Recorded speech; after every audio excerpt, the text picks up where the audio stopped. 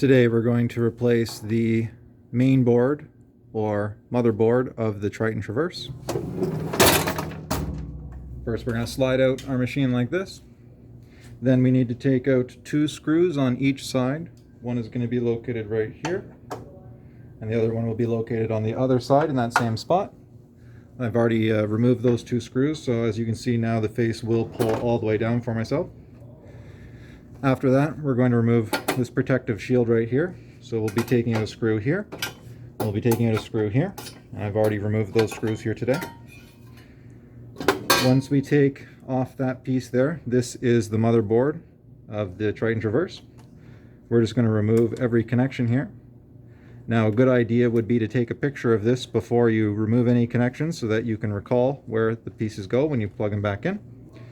So we're going to take out the modem, keypad, printer, and data. Those are all going to come out. We're going to remove the power to the main board, and we're going to remove these three connections also. If you just kind of jiggle them from side to side, they should come out nicely. Once all those connections are removed, we're going to do the final screen connection right here. This connection is a little bit more delicate.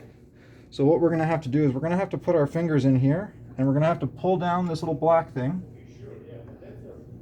And that's going to allow the cable to come out nicely now that this is opened here. So now the cable should just kind of wiggle itself out, and you want to be very gentle with that wire there.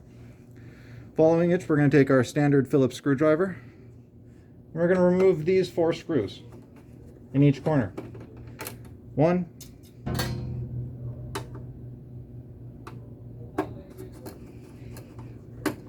2, 3, and the 4th screw, and then our motherboard should, oh sorry, there's actually a 5th screw, my apologies, totally forgot about that one. Right here, right in the middle. And we're just going to remove this final screw, and the main board is going to kind of fall down on us after that, so we should be able to remove it. And with our new main board, we're going to take a screw and we're going to seat this guy right into position right off the bat. So we're going to put this guy right around here. I'm going to put the screw through, find its nice little home here.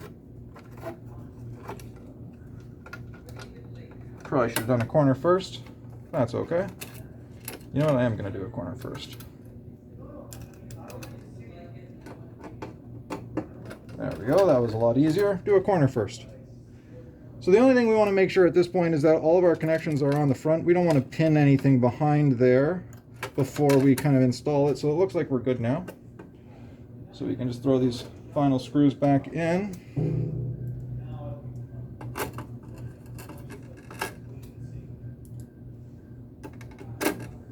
And there should be 5 screws to go back into the motherboard.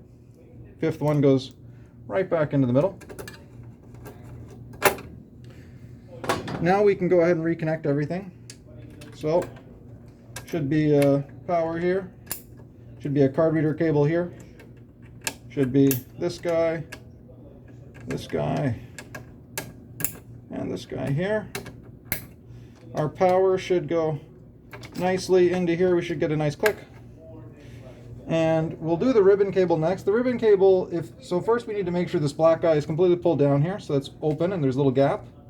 And then this ribbon cable should just be able to go in very calmly, very nicely, and just kind of press in a little bit. Once it's in all the way, it feels, we actually lock this back into position with the black thing. We don't have to keep inserting or pressing.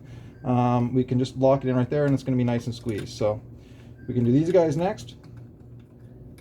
Thankfully, they kind of want to go back in the same places they were in before because of the wire length, but we do want to make sure that they're all the way in there also, nice and snug. And then this guy over here. And that's basically it. You will want to reconnect your Ethernet if you have one, if you're on an internet jack. And then you're going to want to put this guy back up. Actually, first you're going to want to put this guy back down on.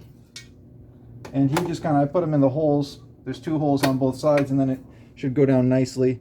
If you don't have this piece, it's not the most important thing in the world.